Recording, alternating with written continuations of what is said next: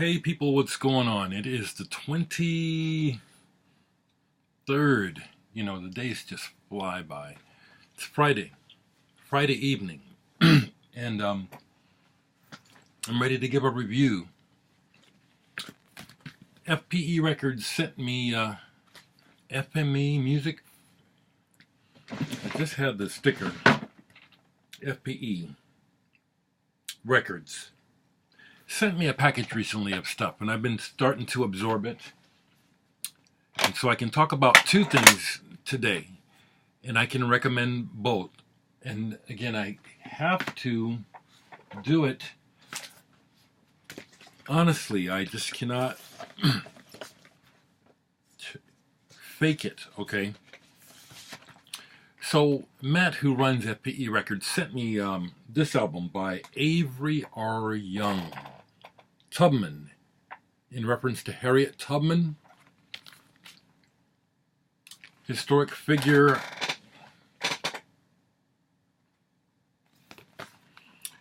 This artist first came to my attention through his involvement with Nicole Mitchell's Black Earth Ensemble. Now, I want to highly recommend this record. It's not what I'm into, but I want to highly recommend this because I think a lot of you will dig this album heavily. This is way churchy. It's just really got a real heavy gospel thing going on. And it's just very gritty and felt. It sounds to me like pretty much everybody involved was giving it 100%. This picture on the cover, which I keep showing because I'm hoping to have it as the thumbnail. I love this cover and all of the women. It really captures the essence of the sound of this album. I read some of the lyrics. The lyrics are included.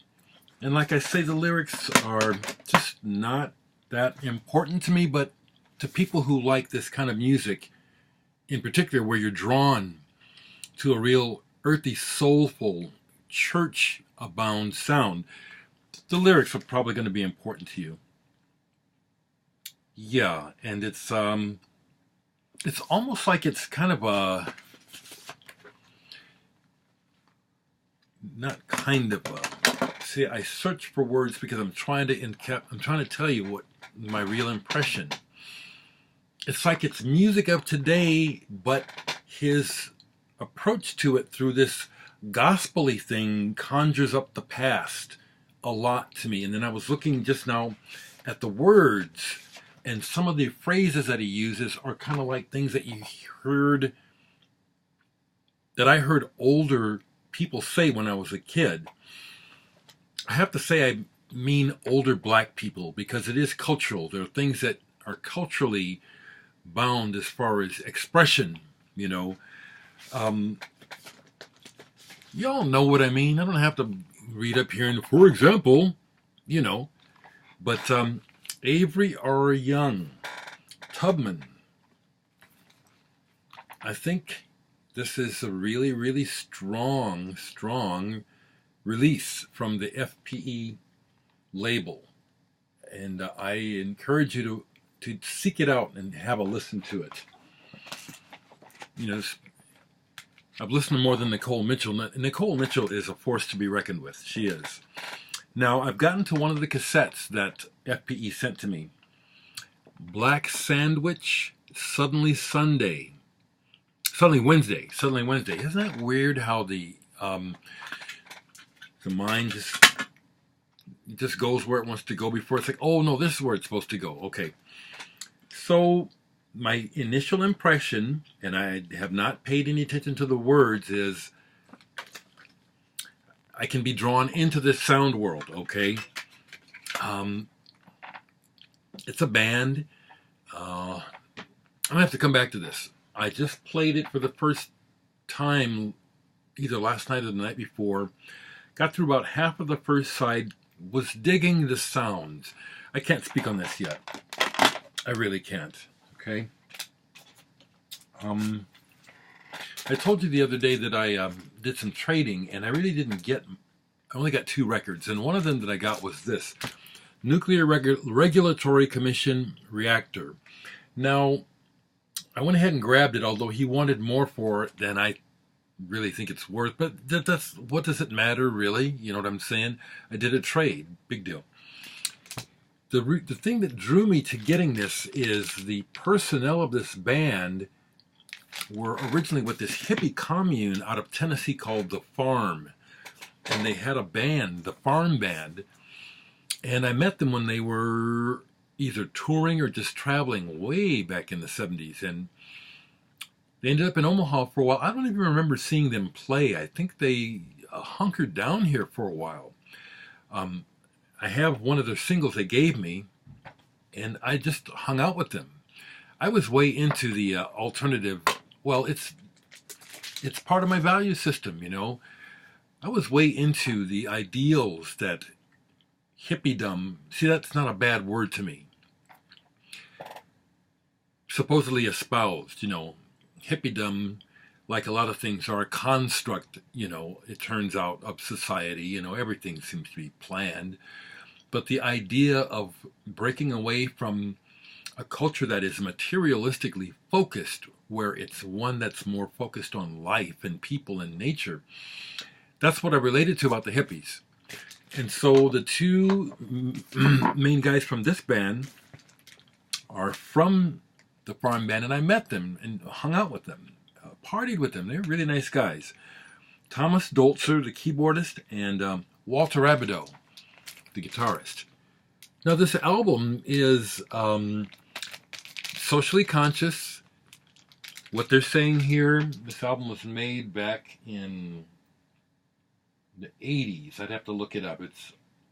But everything they're saying is still relevant. You know, the complaint about that we have, and I'll say we, good people have against power and unfettered power, which is what we're dealing with, the military-industrial complex, where we have the power, we will wield it as we wish. We make money on war. We will make money on death. That's all in here, as well as, at the time, the growing concerns about nuclear energy. I was very much involved in the local no nukes protesting that went on in Nebraska. So the music is a hybrid of rock, and then they kind of pastiche new wave. But I like what they do because they're such good musicians. It's like this song on here called Inspection. So Inspection has this real, obviously new wavy sort of approach. Makes me think of anyone from Devo to Wasmo Narez to even Oingo Boingo a little bit. But it's really good. The groove on it is really strong. It's like, wow, this is good. Since I've got the record a few days ago, I've played that track maybe 6 to 8 times because I really like it. And as I've shared with you, I am a nerd. When I like something, I will play it over and over again. I love it.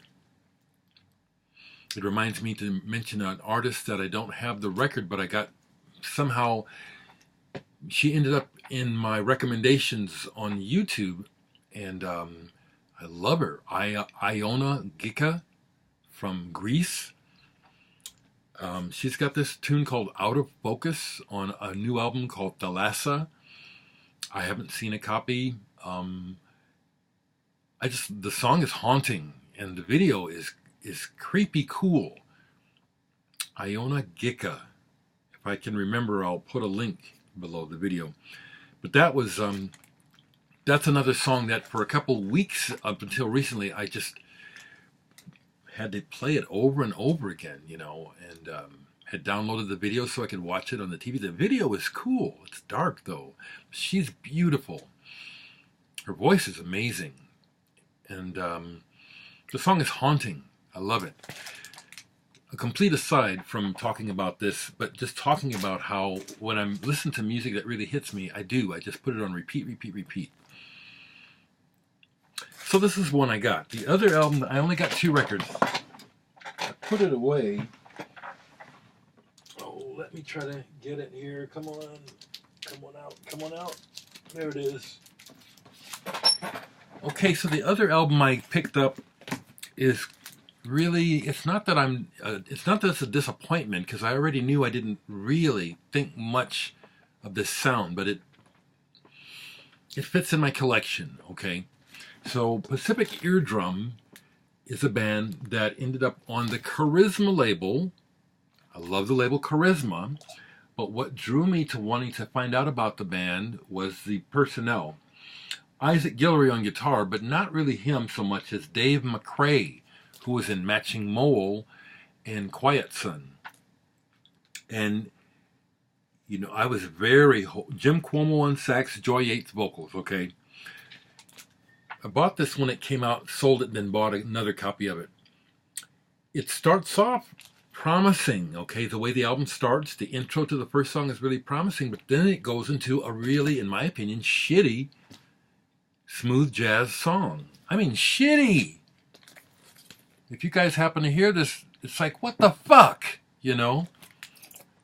I mean, it's like there's a couple moments on here that are pretty cool, but it's like, fuck, it's on Charisma, and you got Dave McCrae, and this is what you're playing? See how real I am? Okay? So if any of you guys hear it and you're pissed off, this is a real review. So the other album I got in trade was their second album, Beyond Panic. They're still on Charisma. Is that Kim Poor, who was married to Steve Hackett, that did this cover? It looks like it. It's really hard to see. Okay. Anyway, so this was the other one I got in trade. Dave McCrae still in the band. Okay. The sound is still kind of that smooth jazzy kind of thing, which is like, why? With all the potential here, why is this the best that you could do? I really wonder that. You know, it's like, you know, Dave McCrae did everything he did, you know, with Quiet Sun and Matching Mole, just incredible. What's up with this? But that's the other one I traded for. Okay? Now, that's my take on this music. Some of you folks may love this album, okay? I'm thinking of bands like Hiroshima, Spyro Gyra. Okay? All right. Anything else right quick before I go that I haven't really talked about? There's more on the FPE label to talk about, but I'll get to it. Okay, I'll talk about these. Here's a John McLaughlin album, which I don't even understand why they made this album and put this cover. Adventures in Radioland. This is John McLaughlin in the 80s. I got to get my spyglass. I cannot see shit. This released in 1986. So it's a rather interesting album where it's John McLaughlin making concessions for commerciality. His playing is brilliant on here. There's a variety of music styles on here. Most of the music is very quality, but some of it is light. You know what I mean? Light in feeling, and oh, this is happy driving music, okay? And so I guess that fits that the cover would really have no bearing upon the music. It really seems like a strange choice boy cover with the two little naked boys from, they look like the Chinese or something, you know? Adventures in Radioland. The reissue has a better cover. You know, I've always been the sort of person who loves the marriage of graphics with music. And when the two don't match, like this is a perfect example, it just always blows my mind. It's like, why, when you have the resources to do something artistic, don't you do something artistic?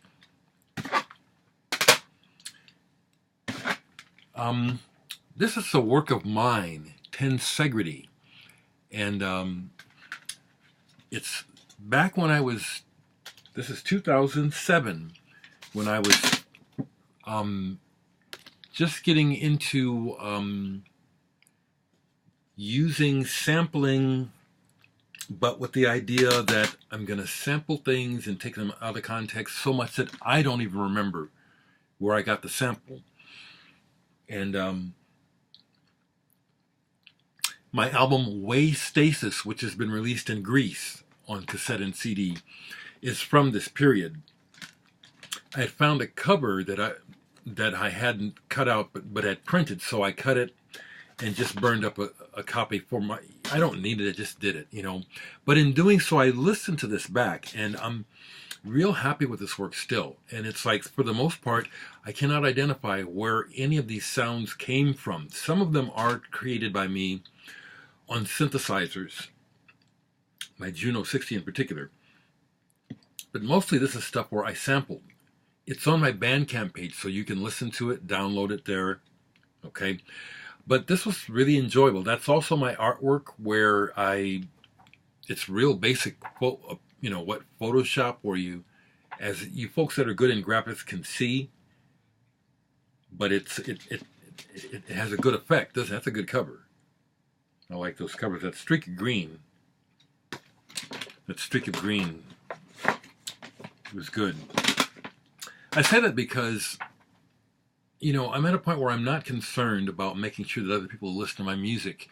Of course, I want people to listen to music, but I really do actually make the music first and foremost for my own purposes and needs. And I do like my work. I'm happy to say that it's not just audio masturbation, because I have to achieve something with the music, the work I'm working on. I don't like it just because I made it. I have to make it good. So I enjoy my music. I dare say that a lot of you folks who watch me, who haven't even taken a moment to listen to any of my work, I encourage you to check it out. I got some good stuff. I have listened to the Bunnymen again. So proud of these guys. I think that's the word I'm going to use. You know what I'm saying? I'm so proud of these guys that are just following their muse. Everyone is getting older. I think William Youngworth is maybe the youngest in the band. I don't know. But I think these guys are all about my age. And they've been doing music for a while. And they're still doing it because they want to. And what they're doing is vital. This, again, if the music industry was anything close to what it used to be, this is a chart contender. But there's no way really, except for, you know, exhaustive personal work to try to get it in the general public's attention span, or to get them to even find out about this. But Bunnymen 3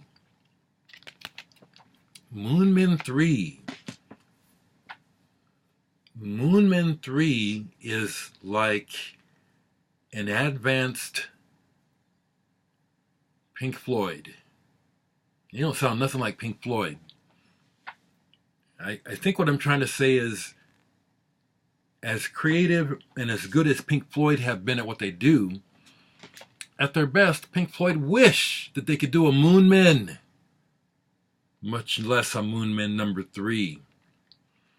I really dig it, guys. I do. And I love good music, and I'm glad that I can share that with you. Okay, where am I at? 18 minutes? Okay, I'm going to do a quick pull. I don't know where I should pull that I haven't pulled from. It seems like maybe back there I haven't. Okay, once again, I don't want to look, because if I even look at the spines closely, I'll know what it is.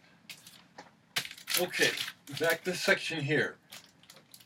Let me grab this. I don't know what it is yet. Let me grab this. Let me go down here, way back here, and grab this. I still don't know what I have, folks, okay? All right. Oh, this will be fun. This is interesting.